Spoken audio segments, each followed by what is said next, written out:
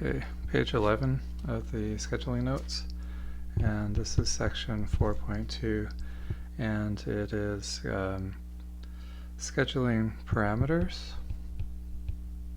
So let's call it parameters. There's a text reference for this, 7.2.4.1, and here's a typical task layout. So we've got while true, so we've got an infinite loop.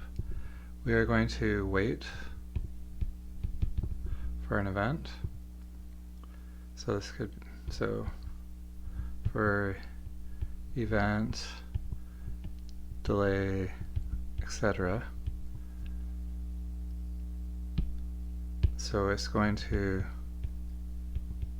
block at that point, unless that condition is already satisfied, and then it will just proceed straight ahead. And then it's going to do some work, and then it will repeat. So here it does a finite amount of work before waiting again. So basically your task is unblocking, doing a bit of work, going to sleep for a while, and then resuming.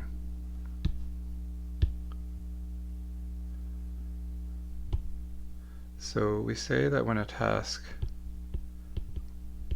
unblocks, that it is released. That's the terminology in the scheduling world. So here is the actual list of task parameters that are used when doing schedule analysis and building schedules. So the first one is T. There's a little bit of variability in the literature, but these are the most common symbols that are used. So capital T is the period, probably stands for time, and this is the time between releases. So the assumption is either that the task becomes ready to run again at a regular interval, and so that is called a periodic task, or it may not be so regular, but you can at least specify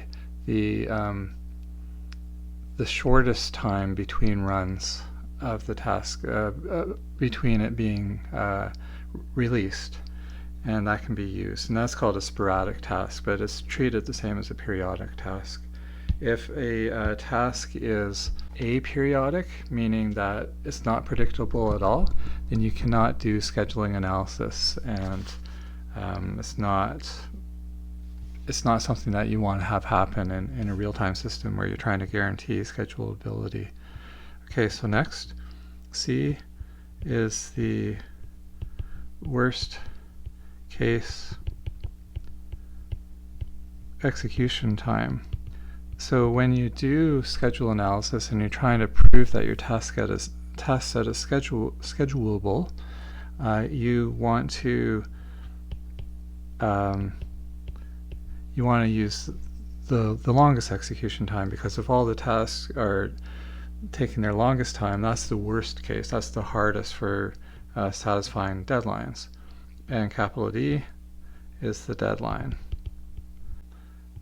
With respect to the release date, so if you're released at time X and your deadline is 10 time units, then your I guess your absolute deadline for that instance is going to be X plus 10. And I'm going to just show you another timing diagram here. So here we have one task, task 1, and it has period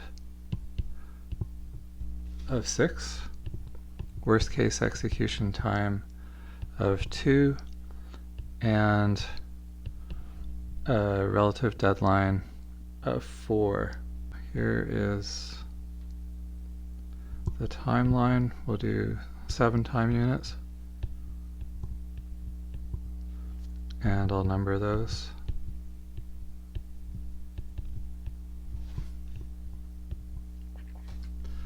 Okay, and so now let's show task 1's execution.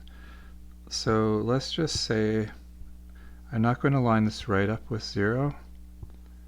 I probably could have done a bit better job, but anyway, the time that a task is released, let me use a different color. I'm going to use this goldenrod color here.